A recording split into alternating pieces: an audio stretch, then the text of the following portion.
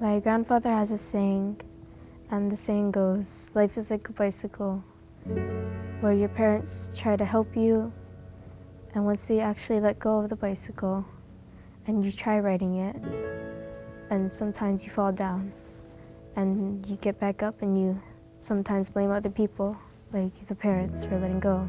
And in reality, it's just your fault because you weren't listening, and they were just trying to help you.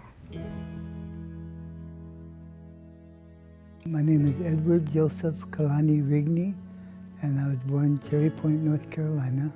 My father was military. I went into the service in 1980, and did my basic training in AIT, Fort Bliss, Texas. And after that, I was stationed in Germany. It was more so the camaraderie, the working with the guys, to work together, make things happen. And the Army was good to me, I'm not gonna lie. You know, sometimes I had a hard time because it was my choices, but yes, I appreciate the Army so much.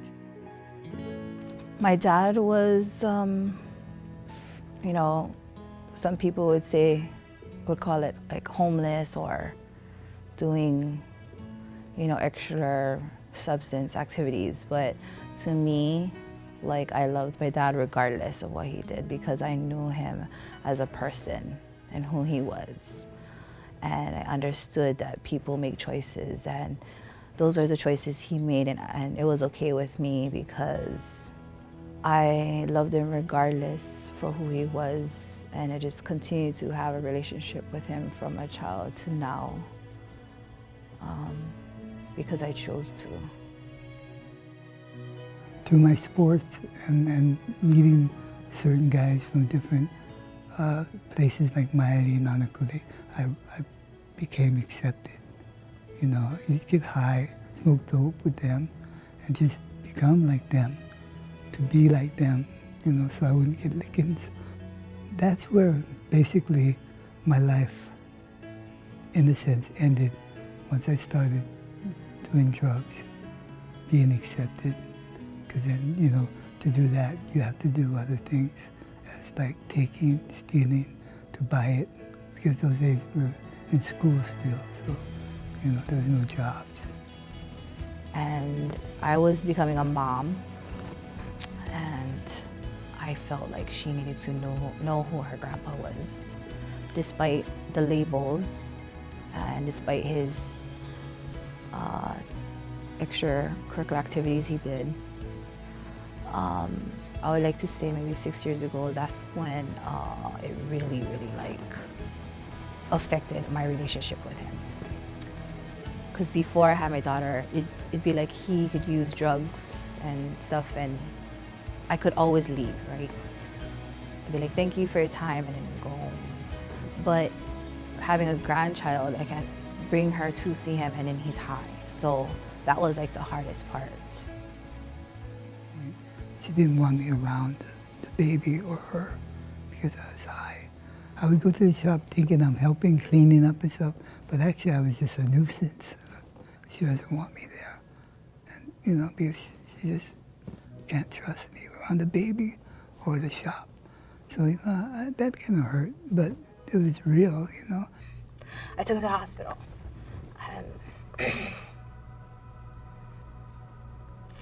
And he said he doesn't want to burden me. And I always told him he never burdened me. It was my choice to have a relationship with him. But because of so much times of helping him and asking him to take care of himself, but when you talk to someone on drugs, they don't know.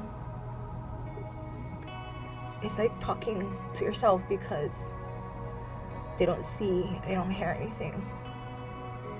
All they know is the drugs is the only thing they know about.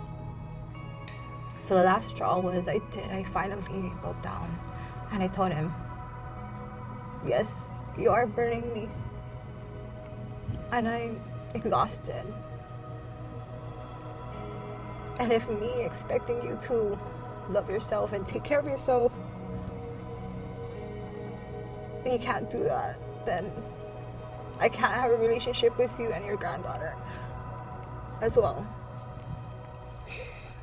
But it doesn't mean that we didn't love him. It's just something he needed to hear. I needed to stop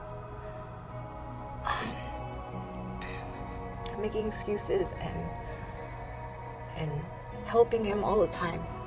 So when I left for vacation, he asked for money again, and I told him no.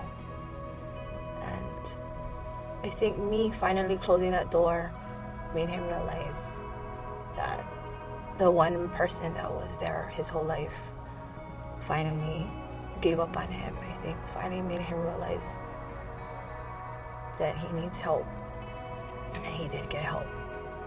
And I am like so thankful because I think this is the first time I see my dad sober for so long and taking responsibility of himself, and not only himself but for others. And he finally gets to show the real him, and everybody else gets to see who he is and who I always saw who he was all this time without the drugs. And I am very proud of him. My job is to basically take care of the house, you know, make sure that there's no problems. It's all there for you, the washing machine, the shower, the hot water.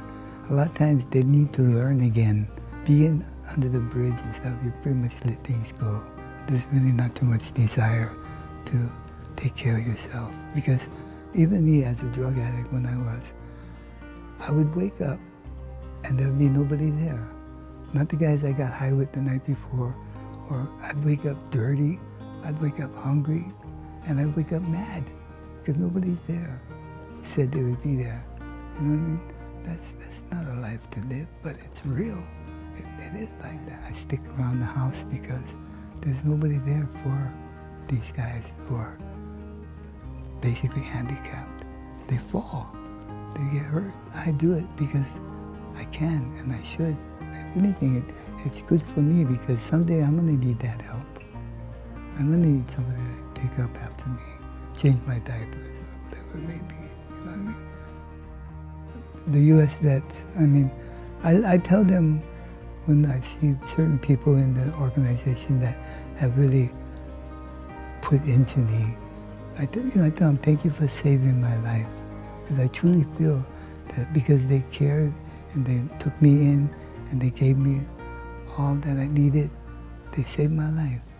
My gratitude is far beyond, saying. It's more doing, giving back. If you're a U.S. veteran, go to the U.S.VETS Barber's Point. They will help save your life also. They have programs to help you. They're there for you. Don't think nobody cares. They care. Believe me, they do. They saved my life. They can save yours. Yeah, he's my hero in the aspect of, going through all the things he has gone through the military, to the falling out, his marriage, to the drugs, and now ending up here because of the U.S. vets helping him. I'm really proud of him, yeah. To think about what my grandfather thinks about me, it makes me feel loved and cared about. And to think that I'm his strength and hope, it makes me happy.